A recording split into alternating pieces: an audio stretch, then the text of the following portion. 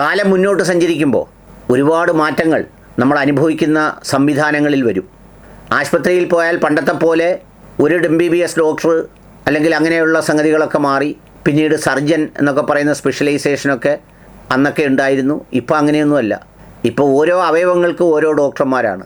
ആ അവയവങ്ങൾക്കകത്ത് പിന്നെ ഓരോന്നിനും സ്പെഷ്യലൈസേഷനാണ്. അതിനകത്ത് പിന്നെ സർജൻ തന്നെ 10-12 വിഭാഗത്തിലുള്ള സർജന്മാരാണ്. അങ്ങനെ സ്പെഷ്യലൈസേഷനുകൾ കൊണ്ട് നിറഞ്ഞ് കവിയുകയാണ്. നമുക്ക് പണ്ട് ആശുപത്രിയിൽ പോകുമ്പോൾ ഒരൊറ്റ ചുവന്ന വെള്ളമോ ആണ് ഒരു കുപ്പിയിൽ ഒഴിച്ചു തരുന്നത് എല്ലാ അസുഖത്തിനും. എന്നാൽ ഇപ്പോൾ അതൊക്കെ മാറി കുഴമ്പിന് കുഴമ്പ്, പൊടിക്ക് പൊടി, വലിക്കാൻ വലി, നക്കാൻ, തുമ്മാൻ, കടിക്കാൻ, ഒരയ്ക്കാൻ, ഒട്ടിക്കാൻ അടക്കമുള്ള നിരവധിയായ മരുന്നുകൾ രംഗത്തുണ്ട്. ഇതിപ്പോൾ ഒരു മേഖലയുടെ കാര്യമാണ് പറഞ്ഞത്. ഇതെല്ലാ മേഖലയിലും പറയാനിരുന്ന ഒരുപാട് സമയം പോകും. അതുകൊണ്ട് ഞാൻ അതിലേക്ക് പോകുന്നില്ല. ആത്മീയ മേഖലയിലും പ്രിയപ്പെട്ടവരെ മാറ്റം വന്നിരിക്കുന്നു. ഇനി മൗലാനാമാർ, ഷെയ്ഖുമാർ അവരുടെ കബറിടങ്ങൾക്കൊന്നും പണ്ടത്തെ പോലെ ഇനി വലിയ മാർക്കറ്റ് കിട്ടൂല. ഇനിയിപ്പോൾ നിങ്ങൾക്ക് മാർക്കറ്റ് കിട്ടണമെങ്കിൽ ജിന്ന് മജ്ലിസ് പോലെയുള്ള മജ്ലിസുകൾ ആരംഭിക്കേണ്ടിയിരിക്കുന്നു. അല്ലാഹു അക്ബർ.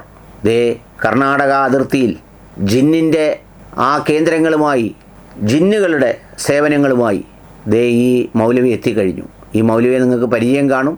അദ്ദേഹമാണ് നേരത്തെ, അദ്ദേഹത്തെ ഒന്ന് പരിചയപ്പെടുത്താൻ വേണ്ടി അദ്ദേഹത്തിൻ്റെ ഒരു വീഡിയോ ഒന്ന് കാണിക്കാം. ഇതാണ് അദ്ദേഹത്തിൻ്റെ ഒരു വീഡിയോ. കത്തിയില്ലാതെ, കഠാരയില്ലാതെ ശത്രുവിനെ പീസാക്കണോ? എളുപ്പ വഴി. നമ്മള് പ്രത്യക്ഷത്തിൽ ഉണ്ടാവില്ല. ആടി പടപട കൊള്ളും. എങ്ങനെ എവിടുന്ന് വരുന്നു അവനിക്ക് പോലും അറിയത്തില്ല. അവൻ ചിലപ്പോൾ ചെന്ന് പറയും മേളിൽ നിന്ന് കല്ലുവന്ന് വീണ്, ഇവിടുന്ന് കമ്പൊന്ന് വീണെന്നൊക്കെ പറയും. അതിന് ശത്രുവിനെ ഒതുക്കാൻ ഈ ഇടത് കൈ ഇങ്ങനെ വെക്കുക, വലത് കൈ ഒരു പിച്ചാത്തിയായിട്ട് കരുതുക, ഒരു കത്തി ഇങ്ങനെ അങ്ങോട്ട് ഒരയ്ക്കുക, ഇങ്ങനെ അങ്ങോട്ട് ഒരയ്ക്കുക. ഒരച്ചിട്ട് യാദൽ ജലാലി വൽ ഇക്റാം, യാദൽ ജലാലി വൽ ഇക്റാം, അടി പടപട അവനിക്ക് കൊള്ളും. നിങ്ങൾക്ക് സംശയം ഉണ്ടെങ്കിൽ നിങ്ങൾ ഇതുപോലെ ചെയ്തു നോക്ക്. ആർക്കെങ്കിലും കൊള്ളുമെന്നറിയാമല്ലോ. ഇപ്പം പുള്ളി അതും വിട്ട് ദേ അടുത്ത ഘട്ടത്തിലേക്ക് കടന്നു. അത് കേൾക്കാം. ഇന്നേവരെ കേരളം കണ്ടിട്ടില്ലാത്ത, ഇന്ത്യ മഹാരാജ്യം കണ്ടിട്ടില്ലാത്ത ജിന്നു മഹ്ളറ എന്ന മജ്ലിസിലൂടെ അല്ലാഹു തആല ആത്മീയമായി ഉയർത്തിക്കൊണ്ടിരിക്കുന്ന ഉസ്താദിന്റെ ചികിത്സാ കേന്ദ്രം കർണാടകയിലും ഓപ്പൺ ആവുകയാണ്. നൂറുകണക്കിന് ജനങ്ങൾ ഈ ഉസ്താദിന്റെ വരവറിഞ്ഞ് ഇവിടെ തടിച്ചുകൂടിയിട്ടുണ്ട്. ഇൻഷാ അല്ലാഹ് ഈ ഭാഗങ്ങളിലുള്ള, കർണാടകയിലുള്ള, കൊടകിലുള്ള മലയാളികളും അല്ലാത്തവർക്കും ഇവിടുത്തെ ചികിത്സ പരിചയപ്പെടുന്നതിനും അനുഭവിക്കുന്നതിനും ഇവിടുത്തെ ബുക്കിംഗ് നമ്പർ കൊടുക്കുന്നുണ്ട്. ഇൻഷാ അല്ലാഹ് എല്ലാവർക്കും വരാം. മാസത്തിൽ 2 പ്രാവശ്യം ഇവിടെ കൺസൾട്ടിങ്ങും അല്ലാത്ത ദിവസങ്ങളിൽ ലൈവ് ട്രീറ്റ്മെന്റും ചികിത്സകളും ഉണ്ടായിരിക്കുന്നതാണെന്ന് പ്രത്യേകം ഓർമ്മപ്പെടുത്തുന്നു. ജിന്ന് മലുഹറ, മലുഹറത്തുൽ ജിന്ന്, ജിന്നത്തുൽ മലുഹറത്തുൽ ജിന്ന്. അതാണ് ഇപ്പോൾ ആളുകൾ രംഗത്ത് പറയരുത് ജിന്നിനെ നിങ്ങൾ കളിയാക്കി, ജിന്നിൻ്റെ വഴിക്ക് പോയിക്കോട്ടെ, ജിന്നിൻ്റെ കാര്യങ്ങളുമായിട്ട് നടന്നോട്ടെ. പക്ഷേ ജീവിക്കാൻ വേണ്ടി ജിന്നുമായി സാക്ഷാൽ ഈ പറഞ്ഞ ബഹുമാനപ്പെട്ടവർ ആളുകൾ എത്തുമ്പോൾ എനിക്ക് വലിയ സന്തോഷമാണ്. എന്താണെന്ന് വെച്ചാൽ എനിക്ക് ഈ ഉസ്താദിനോടൊരു അഭ്യർത്ഥനയേ ഉള്ളൂ. ഇതിപ്പോൾ നമ്പർ കൊടുത്ത് ആളുകൾ വന്ന് അവരുടെ ചില സംഗതികൾക്ക് ചികിത്സ ഏറ്റുവാങ്ങിക്കൊണ്ട് പോവുകയാണ്.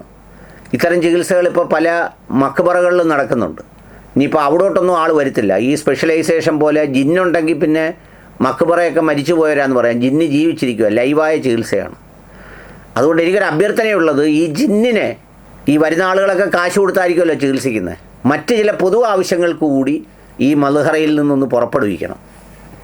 40 ദിവസം 4 മാസമൊക്കെ പുറപ്പെടുവിച്ചിട്ട് എന്ത് ചെയ്യണമെന്ന് വെച്ചാൽ ഈ പൊതുവിഷയങ്ങളുണ്ടല്ലോ, ഇപ്പോൾ മുസ്ലിങ്ങൾ അനുഭവിക്കുന്ന ചില വിഷയങ്ങൾ, മനുഷ്യരനുഭവിക്കുന്ന ചില വിഷയങ്ങൾ, അതിനൊക്കെ പരിഹാരം കാണാൻ വേണ്ടി അവിടേക്കൊക്കെ ഒന്ന് വിടണം. അതായത് പശ്ചിമ ബംഗാൾ, പിന്നെ ഒറീസ, അതുപോലെ തന്നെ UP, മഹാരാഷ്ട്രയുടെ ചില ഭാഗങ്ങൾ, അവിടേക്കൊക്കെ ഈ ജിന്നിനെ ഒന്ന് അയക്കണം. ഏതായാലും ഈ പറഞ്ഞ പണികളുമൊക്കെയായി സന്തോഷമായി ജീവിച്ചു പോകുന്നതിന് ഉചിതമായ ഒരു മേഖലയാണ് ഇപ്പോൾ ഈ പിടിച്ചിരിക്കുന്നത്. ഇതാർക്കും തർക്കിക്കാനും നോക്കത്തില്ല. മുജാഹിദിൽ ഇതിനകത്ത് കയറി പിടിച്ചാണ് അവർ പിളർന്ന് 2 കഷ്ണമായി പോയെന്ന് കേട്ടിട്ടുണ്ട്. എനിക്കിതൊന്നും വലിയ കൃത്യമായിട്ട് അറിഞ്ഞുകൂടാ. ഞാൻ പറയുന്നത് എന്താണെന്നറിയോ, ചിലർ പറയും ഞാൻ ഈ അനിലെണ്ണനാ, എനിക്ക് ദീനിൻ്റെ ആഴമൊന്നും അറിഞ്ഞുകൂടാന്നൊക്കെ പറയും. ഞാൻ ഈ ആഴം അറിഞ്ഞവരെല്ലാം കൂടെ കിടന്ന് അടിക്കുന്ന കാണുമ്പം എൻ്റെ ഒരു നെയ്യത്തെന്ന് അറിയോ, ബാങ്ക് വിളിക്കുമ്പോൾ അടുത്തുള്ള പള്ളിയിൽ പോയി നിസ്കരിക്കണം, പിന്നെ എന്തെങ്കിലും കയ്യിലുള്ളത് ആർക്കെങ്കിലും കൊടുക്കണം, പിന്നെ നോയമ്പ് വരുമ്പോൾ നോമ്പെടുക്കണം.